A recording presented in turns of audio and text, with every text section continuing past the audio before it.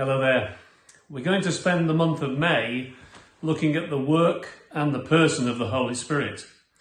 And today I want to put him into context with his place within the Trinity.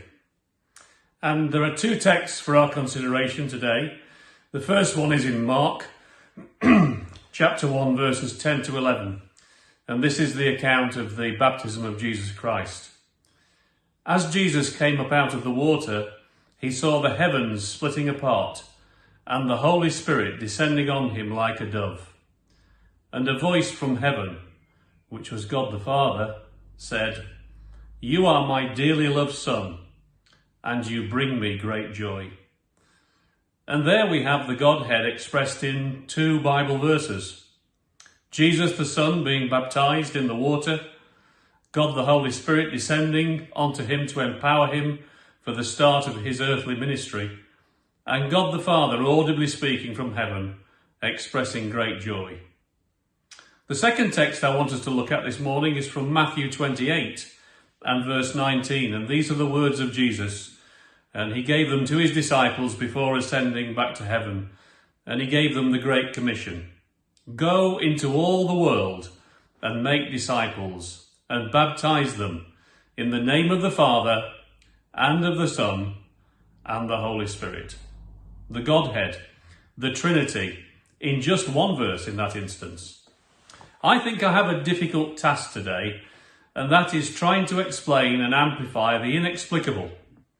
To our very finite human minds, it's complicated, and so it should be.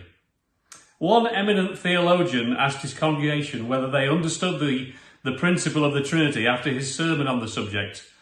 And one man had the temerity to shout out a profound yes. And the theologian said in response, "In which case, I haven't explained it properly then." God is love, yet God is a consuming fire. God is slow to anger and rich in mercy, yet he hates sin. How do we set about understanding the Godhead? I want to make 3 points this morning. First of all, the Godhead, the Trinity, it's a mystery. Secondly, I want to explore the fact that the Trinity were involved and salvation can only happen through the three of them. And finally, I want us to look at the fact that the Trinity were all involved in the foundation of the world. So first of all, the Godhead, it's a mystery. 1 in 3, yet 3 in 1. It's incomprehensible to our human minds. We can't easily understand that kind of thing. We are finite. God is infinite. He has always been. He always will be. Yet for us, everything has to have an origin. All that we understand has a beginning. And we're dealing here with the nature of God. And I find this a difficult topic. God stretches the limits of our human understanding. To we humans, I believe there will always be a mystery, a great mystery about God. I really like that. I'm glad that there's a mystery surrounding God which I cannot fully comprehend.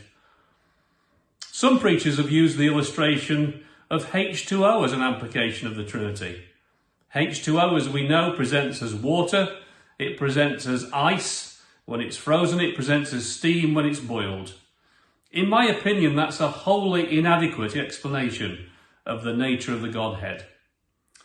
There are many things in this world I don't understand, and I don't understand them fully, but that doesn't prevent me from engaging with those things.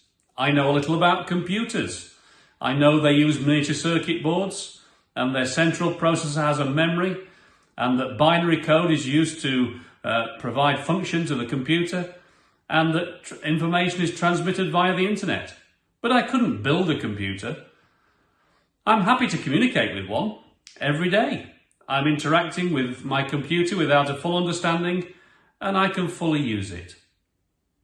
I used to understand the basics of the motor car and the internal combustion engine. Back in the day, I used to service my own car. I would replace the plugs and the points, the oil and the air filter. But today, cars have become so complex. There's a big plastic cover on the top of my engine saying, basically, keep away. It's too technical for you. But it doesn't prevent me from travelling in my car, and I have confidence that it will all just work. We don't have to understand all the mysteries of life to engage and to enjoy the results. And in a way, I believe our relationship with the Trinity of God is very similar. We don't have to fully comprehend all that the Godhead means to have a personal relationship with God. The Godhead is a mystery, and it will always be until we reach eternity. I would have it no other way. We worship an awesome and powerful God. Secondly then, let's have a look at salvation through the Trinity.